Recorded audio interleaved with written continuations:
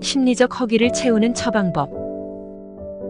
몸에서 배가 고프다는 신호를 보내지 않는데도 뭔가 자꾸 먹는 경우가 있습니다.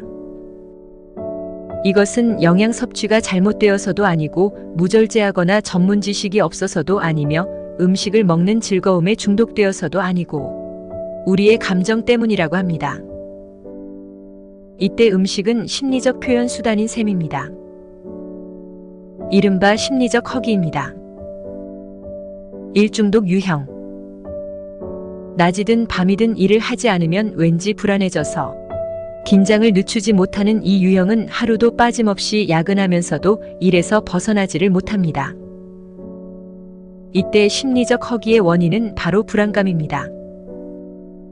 이들은 야근하기 전에 피로를 풀어줄 음식을 잔뜩 먹습니다. 방어 체제를 느슨하게 하고 마음껏 먹을 수 있는 혼자만의 향연인 셈입니다. 퇴근 후 늦은 귀가를 한 후에도 또 허겁지겁 이것저것 실컷 먹고 나서야 안심이 됩니다. 스스로에게는 든든히 먹어놓아야 새벽에 일어나 나머지 일들을 할 수 있는 힘이 생길 거라고 말하면서 말입니다. 한마디로 이들은 잔업을 마친 후 지친 몸을 이끌고 음식과 함께 휴식을 취한 것입니다. 그렇게 위장을 채우고 포만감이 느껴지면 잠이 스스로 오고 다음날 체중계는 당연히 더 올라갑니다. 이 유형에게 음식의 의미는 긴장을 푸는 행동, 즉 졸음과 함께 휴식을 취하고 싶은 심리를 반영합니다. 직장 스트레스로 지쳐있는 이들에게 음식의 위로를 대신해 줄 수 있는 처방은 바로 휴식 처방입니다. 이들에게는 음식보다는 재충전이 필요합니다. 내면의 목소리에 귀를 기울이면서 퇴근 후 혼자 아무것도 하지 않고 조용히 에너지를 충전할 필요가 있습니다. 혼자 영화를 보러 가도 좋고 집에서 평소 즐겨보던 드라마를 보거나 목욕하는 것도 좋습니다. 다이어트 강박 유형. 이 유형이 매번 다이어트에 실패하는 이유는 머리로만 계산하는 다이어트를 하기 때문입니다. 무리하게 다이어트 음식만 고집하는 식단은 영양 부족뿐 아니라 음식을 향한 심리적 허기까지 더해져 오히려 폭식증에 걸릴 위험까지 불러옵니다. 음식을 제한하면 감정을 자극하게 되고 오히려 먹는 것에 더 집착하게 되는 내면의 압박이 온다는 점을 간과한 것입니다. 다이어트는 이성이 아닌 감정의 문제입니다. 감정이 이성으로 영원히 통제될 수는 없기에 어떤 다이어트도 체중 문제를 해결해 주지는 못합니다. 이 유형에게 음식의 의미는 통제를 뜻합니다. 이들은 정해놓은 다이어트 식단으로 매 끼니 살아가고 체중이 지속적으로 줄어드는 것을 눈으로 확인하면서 스스로 자기조절 능력이 뛰어나다는 것을 뿌듯해합니다. 하지만 이처럼 완벽한 식단, 체중 숫자에 집착하는 심리적인 기전이 작동되면 다이어트 중독에 이르게 되고 매번 다이어트에 실패하게 됩니다. 이 엄격한 감독관 없이도 내 있는 그대로의 모습은 그 모습 자체로 훌륭한데 말입니다. 음식을 먹는 것으로 행복감을 느끼고 마음의 위로를 받을 수 있다면 행복하게 먹어야 합니다. 먹으면 행복해지는 자신만의 위로 푸드리스트를 만들어 보는 것도 좋은 방법입니다. 자기 파괴 유형. 다이어트를 하는 사람들은 날씬해지기만 해봐. 그땐 내 인생이 확 달라질 거야. 사람들이 나를 더 인정해주고 좋아하게 될 거야 라는 생각을 하곤 합니다. 하지만 체중이 줄었다 해도 내면의 변화가 따르지 않는다면 감량하기 전과 다를 게 없습니다. 즉 날씬하다. 더 나은 인생. 사랑을 더 많이 받는다. 라는 공식으로 인해 체중이 미치는 영향력에서 벗어날 수가 없게 됩니다. 다이어트의 진짜 목적은 체중이 아니라 권력, 즉 사랑받고 인정받고 싶다는 욕망입니다. 내가 나에 있는 그대로의 모습을 사랑한다면 내 체중을 인정할 수 있지만 특히 여성의 90%는 늘 나는 다이어트가 필요한 상태로 생각하고 있습니다. 많이 먹어도 살이 안 찌는 나는 사랑받을 자격이 있지만 물만 먹어도 살찌는 나는 저주받은 몸으로 여기는 것입니다. 그런데도 먹을 것에 자꾸 손이 가고 배가 터지도록 먹는 것은 스스로 나 자신을 벌하는 행동일지도 모릅니다. 이 유형에게 음식은 부족하고 수치스러운 나에게 내리는 혹독한 처벌입니다. 자신의 존재를 있는 그대로 존중하지 못하는 사람들은 흔히 뭔가 열심히 해내려고 합니다. 즉 존재에 대한 결핍감을 행위로 대신 채우겠다는 보상 심리입니다. 특히 자존감이 낮은 여성들의 경우엔 외모의 기준이 일반인이 아닌 연예인처럼 전형적인 모습에 맞춰져 있기 때문에 그 기준에서 벗어날 때 자기 비하에 빠지게 됩니다.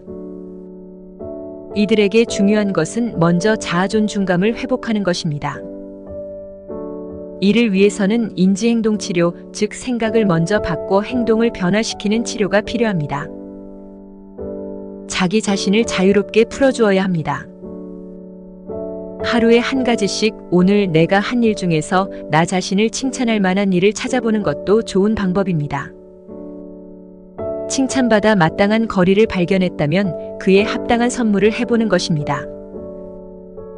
여기서 선물이란 물질적인 충족만을 뜻하는 것이 아닙니다. 자신을 괴롭히는 채찍 대신 자아를 존중할 수 있는 당근을 주라는 것입니다. 스스로를 칭찬하고 인정하는 것만으로도 충분히 위로받을 수 있을 것입니다. 분풀이 유형.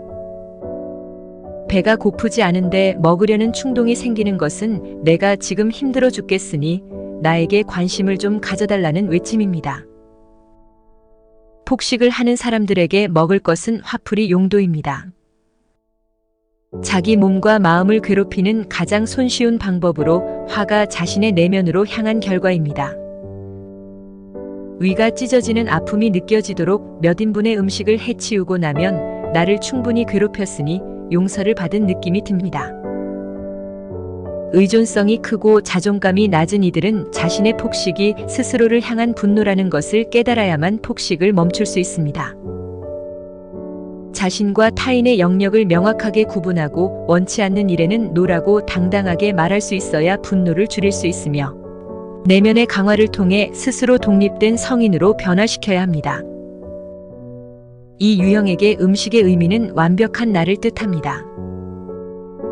스스로 남을 위해 존재하는 사람이라고 생각하는 이들은 자신의 욕구를 해결하지 못한 채 남의 욕구에만 맞춰 살다 보니 분노가 쌓일 수밖에 없습니다. 이 분노는 밖으로 표출되는 충동적 행동으로 나타나거나 내 안으로 향하기 때문에 나를 괴롭히는 무의식적인 행동, 즉 일중독이나 음식 중독, 강박적인 운동, 다이어트 중독으로 나타납니다. 이들에게 가장 필요한 조언은 자기 보호 전략입니다. 맨 먼저 자기 내면의 말에 귀를 기울일 것, 그래야 자신이 정말로 원하는 것이 무엇인지를 알 수 있기 때문입니다. 그리고 여기서 한 걸음 더 나아가 내가 원하는 것이 무엇인지를 말할 수 있어야 합니다. 지금부터라도 자신을 들볶지 말고 조금은 더 이기적으로 남에게 자신의 감정을 털어놔 보는 것입니다. 여기서 핵심은 완벽주의를 버리는 것입니다. 누구에게나 약한 모습은 있습니다. 부끄러운 감정일지라도 가족들, 친구들에게 툭 털어놓고 내 연약함을 내보이며 기대보는 것입니다. 착한 여자 유형. 퇴근 후 늦은 밤 배가 고프지 않은데도 남편이 식사할 때마다 같이 밥을 먹어주어야 했던 아내가 있었습니다. 그녀는 밤에 먹고 싶지 않았지만 남편이 원하는 것 같아서 함께 먹어주면서 결혼 후 체중이 5kg이나 늘었다고 합니다. 체중이 늘어나자 남편은 살을 빼야 하지 않겠느냐고 했고 그 말에 화가 난 그녀는 버럭 화를 냈습니다. 그 후 그녀는 남편이 같이 먹어주기를 바란 게 아니었다는 것을 알게 됐습니다. 그녀의 문제는 관계에 있었습니다. 그녀는 남편과의 관계뿐 아니라 언니와의 관계, 친구와의 관계에서도 늘 거절하지 못하고 상대의 요구에 순순히 응해주고 있었습니다.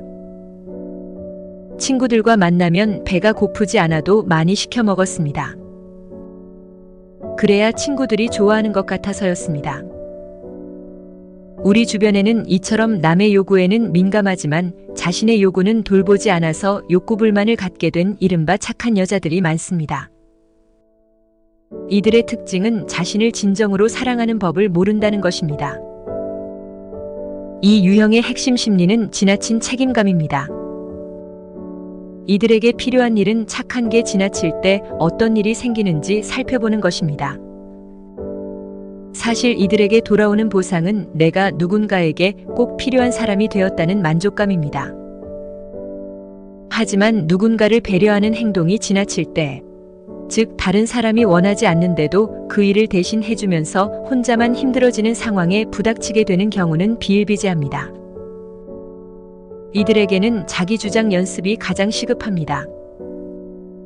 내 삶의 균형을 찾기 위해 거절할 때와 승낙할 때를 아는 것, 자신이 남을 도와주듯이 쉽게 도움을 요청할 수도 있다는 것, 불완전한 자신을 받아들이는 것을 연습할 필요가 있습니다.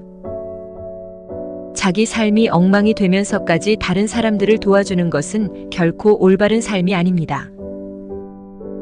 이따금 노라고 말해보는 것입니다. 자기 주장을 펼치는 것은 절대 이기적인 것이 아니며 오히려 현명한 일입니다. 외톨이 유형. 심리적 허기에 빠지면 배가 불러도 자꾸 게임, 쇼핑, 섹스 등 다른 욕구를 탐닉하게 됩니다. 이 중 가장 손쉽게 접할 수 있는 것이 바로 먹을 것에 집착하는 패턴입니다. 음식은 손만 뻗치면 언제 어디서나 쉽게 찾을 수 있고 다른 중독보다 죄책감이 덜하기 때문입니다. 먹고 싶다는 충동을 참기 힘들다는 것은 바로 버려진 내면의 아이가 관심과 사랑이 필요하다는 외로움의 외침입니다. 누군가와 함께 식사하지 못하고 혼자 자신의 음식을 준비하며 따로 식사하는 모습은 폭식증에서 흔히 볼 수 있습니다. 이들에게 이런 행동은 사람들에게 건네는 의사소통의 한 패턴입니다. 즉, 나 혼자만의 의식은 나머지 구성원들을 긴장하게 만들고 그들의 특이한 습관을 경계하고 관심을 쏟게 하는데 결국 그들이 원하는 것은 자신을 향한 관심인 것입니다. 이 유형에게 음식은 친구를 뜻합니다. 단절되고 버림받은 느낌. 외로움은 어딘가 소속되어야겠다는 필사적인 노력을 하게 되는데 이때 먹는 행동 자체는 엄마 품에 안겨 젖을 먹는 순간이 되어버립니다. 음식이 주는 위로는 아이에게 엄마가 필요한 것 이상의 안정감을 주는 효과를 내기 때문입니다. 자신의 식습관에 문제가 있다는 의심이 든다면 식사 일기를 통해 하루 중 어느 때에 가장 많이 먹는지를 면밀히 살펴보시기를 바랍니다. 만약 혼자 은밀히 무언가를 자꾸만 먹으려 한다면 그것이 외로움에서 비롯된 감정이 아닌지 돌아볼 필요가 있습니다. 누군가의 관심을 받고 싶다면 먼저 자신에게 관심을 가져보는 것입니다. 자신이 좋아하는 일이 무엇인지 생각해보고 찾아 실행해보는 것도 좋은 방법입니다. 당장 마음에 맞는 친구들을 찾기 어려울지라도 취미 자체가 친구가 되어 외로움을 달래줄 것입니다. 외모 콤플렉스 유형. 먹는 것에서 벗어나지 못한 사람들에게 다이어트 식단에 맞추어 먹는 것을 따르게 한다면 조절이 안 될 뿐 아니라 스스로에 대한 신뢰마저도 무너집니다. 억지로 참으려고 하면 오히려 그 음식에 대한 충동은 반사적으로 커집니다. 뚱뚱하다는 이유만으로 혹독한 채찍질 속에서 인간으로서의 인격적 대우를 받지 못한 채 체중 재기와 지옥 훈련을 하는 것을 보면 왠지 서글퍼질 것입니다. 살이 찌면 인생의 패자이고 살이 빠져야만 사랑받을 자격이 있다는 메시지를 줄 수 있다는 위험성 때문입니다. 다이어트와 폭식증 치료가 외모 콤플렉스를 증폭시키는 이유가 되어서는 안 됩니다. 그러기 위해서는 다이어트는 고통이 아니라 내 모습을 되찾고 자신을 사랑하는 시간이라는 사고의 전환이 필요합니다. 다이어트를 고통의 시간으로 만들지 말고 그동안 신경 쓰지 못했던 내 모습을 돌아보면서 외부로 빼앗겼던 에너지를 내 안으로 끌어들일 수 있는 재충전의 시기로 삼아보는 것입니다. 별 생각도 없이 내뱉는 외모에 대한 평가는 피해의식과 열등감 등으로 이어져 치명적인 상처를 남깁니다. 또 항상 비교만을 일삼는 사람은 자신의 가치는 쳐다보지도 않은 채 늘 다른 사람의 잣대에 따라 결핍된 모습에만 포커스를 맞춥니다. 이런 결핍에만 집중하는 패턴이 몸에 배게 되면 그때부터는 극단적인 우울증으로 이어집니다. 외모 콤플렉스는 어찌 보면 심리전의 문제일 수 있습니다. 거부할 수 없다면 당당히 받아들여야 합니다. 자신에 대한 신뢰를 찾기 위해서는 스스로를 무장할 필요가 있습니다. 이제부터라도 거울을 가까이 하고 자신을 들여다보는 연습을 해보는 것입니다. 그리고 자신의 장점을 돋보이게 할 수 있는 방법들을 하나씩 찾아보는 것입니다. 자신을 위한 작은 소품을 사거나 헤어스타일을 바꿔보는 것만으로도 충분히 나를 바라보는 시선을 확장할 수 있을 것이며 자신의 아름다움을 발견할 수 있을 것입니다. 남의 인생만 들여다보면 자신을 잃습니다. 자신의 결핍은 자신이 채워야 합니다. 어떤 심리적 문제이든 치유의 첫걸음은 그것을 인정하는 것입니다. 얼마나 많은 것을 포기하고 싶은지 스스로 인정하는 것. 이것이 바로 치유의 시작입니다. 심리학에는 한 가지 법칙이 있습니다. 이루고 싶은 모습을 마음속에 그린 다음 충분한 시간 동안 그 그림이 사라지지 않게 간직하고 있으면 반드시 그대로 실현된다는 것입니다. 어쩔 수 없는 인생은 없습니다. 당신도 충분히 달라질 수 있습니다. 인간은 강한 마음 하나로 변할 수 있는 존재입니다. 당신은 생각보다 강한 사람입니다. 감사합니다. 좋아요, 구독은 당신의 지식을 더욱 풍부하게 만들어줄 열쇠입니다.